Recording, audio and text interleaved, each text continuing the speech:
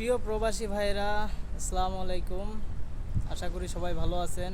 আমিও ভালো আছি, ভালো না থাকলেও বলতে হবে ভালো আছি। তো আমিও একজন প্রবাসী, তবে প্রবাসে এসে দেখি যে সবাই দালালকে দুষতে থাকে যে আজকে আমার এই পরিস্থিতির জন্য দালাল দায়ী, দালাল এই করছে, দালাল ওই করছে।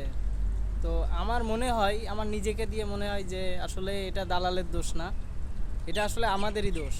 কারণ দালাল আমাদেরকে জোর করে কিন্তু এখানে নিয়ে আসেনি, আমাদের কাছ থেকে জোর করে তারা টাকা নিয়ে আমরা নিজেরাই টাকা দিছি। আমরা দেশে থাকতে মনে করি যে বিদেশ গেলেই হয়তো কোনো না কোনো ব্যবস্থা হয়ে যাবে, মাস গেলে 50-1 লাখ টাকা বেতন হবে। তা আসলে ব্যাপারটা কিন্তু এরকম না।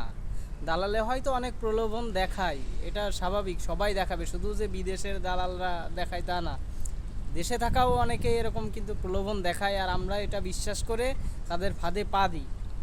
যেরকম আমিও দেশে থাকতে ভাবতাম যে বিদেশ গেলেই হয়তো লাখ লাখ টাকা ইনকাম হবে। তো আজকে দেখেন পরিস্থিতির শিকার কি অবস্থা আমার। আজকে এই 4 মাস হয়েছে আমি বিদেশ আসছি।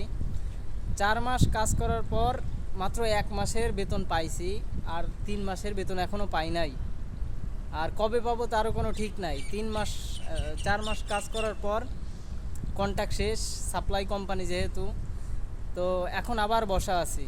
হয়তো 1 মাস, 2 মাস, 3 মাস কতদিন বসা থাকবো তা জানি না, কিন্তু বেতনও এখনও পাই নাই, আর কাজও এখনও ঠিক মতো পাচ্ছি না।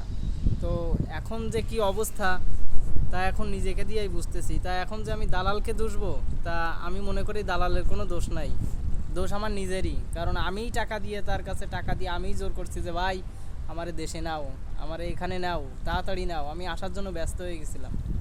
তো আজকে আমার এই পরিস্থিতির জন্যই আমি নিজেই দায়ী, এবং আমরা নিজেরাই দায়ী।